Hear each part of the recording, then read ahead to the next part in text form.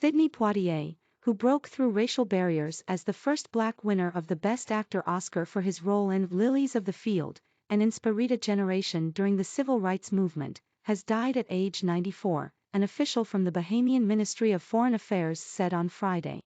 Eugene Torshanuri, acting Director General of the Ministry of Foreign Affairs, confirmed Poitier's death. Poitier created a distinguished film legacy in a single year with 3 1967 films at a time when segregation prevailed in much of the United States. In Guess Who's Coming to Dinner, he played a black man with a white fiancée, and, in The Heat of the Night, he was Virgil Tibbs, a black police officer confronting racism during a murder investigation. He also played a teacher in a tough London school that year in To Sir, with Love. Poitier had won his history-making Best Actor Oscar for Lilies of the Field in 1963, playing a handyman who helps German nuns build a chapel in the desert. 5 years before that, Poitier had been the first black man nominated for a lead actor Oscar for his role in The Defiant Ones. His Tibbs character from In the Heat of the Night was immortalized in 2 sequels, They Call Me Mister Tibbs in 1970 and The Organization in 1971, and became the basis of the television series In the Heat of the Night, starring Carroll O'Connor and Howard Rollins. His other classic films of that era included A Patch of Blue in 1965, in which his character is befriended by a blind white girl, The Blackboard Jungle, and A Raisin in the Sun, which Poitier also performed on Broadway. Poitier was born in Miami on February 20, 1927, and raised on a tomato farm in the Bahamas, and had just 1 year of formal schooling. He struggled against poverty, illiteracy and prejudice to become one of the first black actors to be known and accepted in major roles by mainstream audiences. Poitier picked his roles with care, burying the old Hollywood idea that black actors could appear only in demeaning contexts as shoeshine boys, train conductors and maids. I love you, I respect you, I imitate you, Denzel Washington, another Oscar winner, once told Poitier at a public ceremony. As a director, Poitier worked with his friend Harry Belafonte and Bill Cosby in Uptown Saturday Night in 1974 and Richard Pryor and Gene Wilder in 1980's Stir Crazy.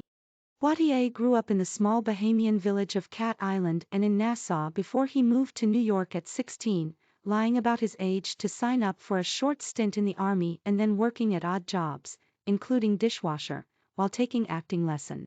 The young actor got his first break when he met the casting director of the American Negro Theater. He was an understudy in Days of Our Youth and took over when the star, Belafonte, who also would become a pioneering black actor, fell ill.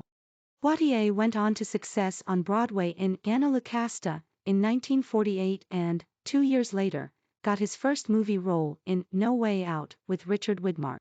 In all, he acted in more than 50 films and directed 9, starting in 1972 with Buck and the Preacher, in which he co-starred with Belafonte.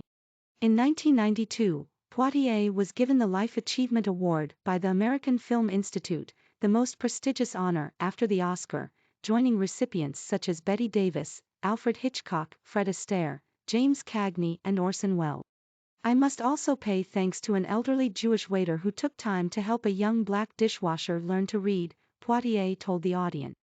I cannot tell you his name. I never knew it, but I read pretty good now. In 2002, an honorary Oscar recognized his remarkable accomplishments as an artist and as a human being. Poitier married actress Joanna Shimkus, his second wife, in the mid-1970s. He had 6 daughters with his 2 wives and wrote 3 books, This Life, The Measure of a Man, a spiritual autobiography, and Life Beyond Measure, Letters to My Great-Granddaughter. If you apply reason and logic to this career of mine, you're not going to get very far, he told the Washington Post. The journey has been incredible from its beginning. So much of life, it seems to me, is determined by pure randomness. Poitier wrote 3 autobiographical books and in 2013 published Montaro Cane, a novel that was described as part mystery, part science fiction. Poitier was knighted by Britain's Queen Elizabeth II in 1974 and served as the Bahamian ambassador to Japan and to UNESCO, the UN Cultural Agency. He also sat on Walt Disney Co.'s board of directors from 1994 to 2003. In 2009, Poitier was awarded the highest U.S. civilian honor, the Presidential Medal of Freedom, by President Barack Obama. The 2014 Academy Awards ceremony marked the 50th anniversary of Poitier's historic Oscar, and he was there to present the award for Best Director.